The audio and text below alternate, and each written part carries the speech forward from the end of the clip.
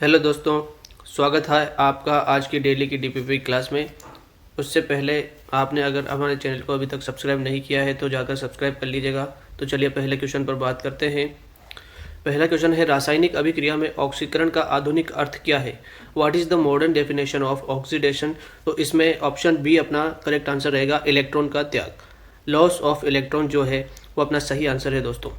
ये देखिए, आधुनिक परिभाषा के अनुसार ऑक्सीकरण इलेक्ट्रॉन का त्याग है।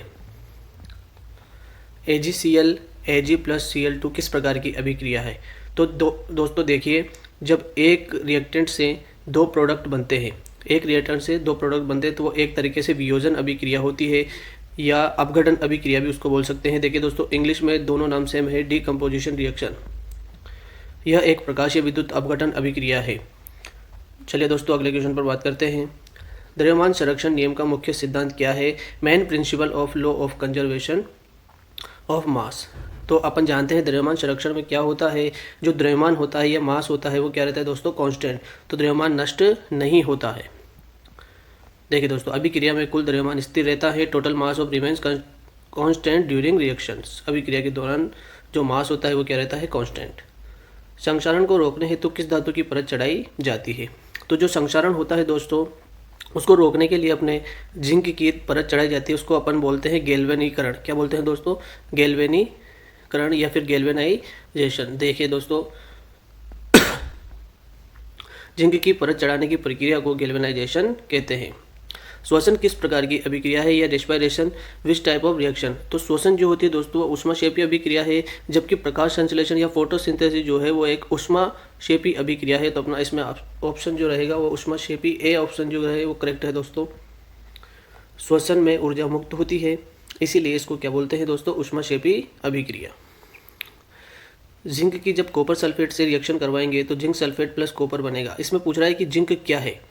जिंक दोस्तों इसमें एक अपचायक है, क्योंकि इसने कॉपर से ऑक्सीजन को हटवाया है।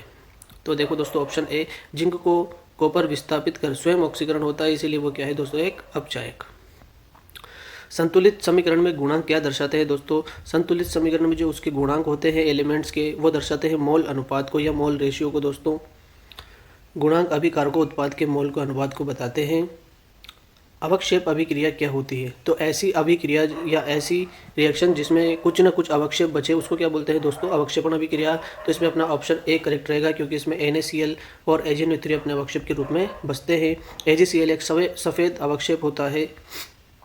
नेक्स्ट क्वेश्चन पर बात करते हैं दोस्तों, प्रकाश संश्लेषण किस प्रकार की अभिक्रिया है? अभी मैंने थोड़ी देर पहले आपको बताया था दोस्तों कि प्रकाश संश्लेषण या फोटोसिंथेसिस जो है वो एक ऊष्माशोषी अभिक्रिया है दोस्तों, क्योंकि इसमें सूर्य की जो लाइट होती है या सूर्य का जो प्रकाश होता है उसमें ये ज़रूरी होता है क्लोरोफिल की उपस्थिति में। और यहीं एक बार और कंफर्म कर लीजिए दोस्तों, श्वसन एक ऊष्माक्षेपी अभिक्रिया है और प्रकाश संश्लेषण अभिक्रिया एक ऊष्माशोषी अभिक्रिया है। तो इसमें अपना ऑप्शन बी जो है दोस्तों वो करेक्ट रहने वाला है। इसमें सूर्य ऊर्जा अवशोषित होती है। अपचयन का अर्थ क्या है दोस्तों? अपचयन का अर्थ होता है इलेक्ट्रॉन प्राप्त करना। क्या अर्थ होता है दोस्तों? इलेक्ट्रॉन प्राप्त करना। जंग लगने के लिए क्या आवश्यक है दोस्तों? तो जैसा कि अपन जानते हैं, जब लोहे की कोई भी चीज़ वायु में या नमी में रहती है तभी उस पर क्या लगता है दोस्तों? जंग। तो अपना ऑप्शन ए करेक्ट रहने वाला है दोस्तों। इसमें ऑक्सीजन और नमी आवश्यक है दोस्तों जंग लगने के लिए। H2+O2+ बराबर 2H2O किस प्रकार की अभिक्रिया है? तो दोस्तों, दो से मिलकर एक बन रहा है, इसीलिए एक संयोजन अभिक्रिया है या कॉम्बिनेशन रिएक्शन है दोस्तों। दो तत्व मिलकर एक उत्पाद बनाते हैं, कौन सी रिएक्शन में? संयोजन अभिक्रिया में। द्विविस्थापन अभिक्रिया में क्या होता है दोस्तों? द्विविस्थापन अभिक्रिया में दोस्तों आयनों का आदान प्रदान होता है। एग्जाम्पल ले लेते हैं दोस्तों, जैसे कि अपन बात करते हैं Na2SO4 प्लस BaCl2 जब ये रिएक्ट करते हैं दोस्तों तो यहाँ पर बन जाता है BaSO4 डॉट प्लस NaCl या 2NaCl यहाँ पर बनेगा दोस्तों। आयन आपस में बदलते हैं, ये द्विविस्थापन अभिक्रिया में होता है। ऑक्सीकारक की पहचान आप कैसे करेंगे? तो दोस्तों, जो इलेक्ट्रॉन प्राप्त करता है एलिमेंट उसी को अपन क्या बोलते हैं? ऑक्सीकारक।